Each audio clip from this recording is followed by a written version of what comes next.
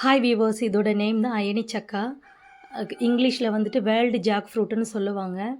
இது வந்து பார்க்க நம்ம பலாக்காய் மாதிரியே இருக்கும். ஆனால் குட்டியாக இருக்கும். நம்ம கைக்குள்ளே தான் நிற்கும். அந்த அளவுக்கு குட்டியாக இருக்கும். இதுக்குள்ளே இருக்கிற சொலையும் அப்படி தான் பலா சொலை மாதிரியே இருக்கும்.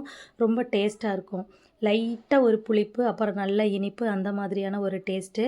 இதுவும் பலா வகையை சார்ந்தது தான். இது ரொம்ப பெருசாலாம் இருக்காது, குட்டியாக தான் இருக்கும். ஆனால் ரொம்ப டேஸ்ட்டான ஒரு ஃப்ரூட் இது. எங்கள் ஊரில் இதோட பேர் வந்து அயனி சக்கன்னு சொல்லுவோம்.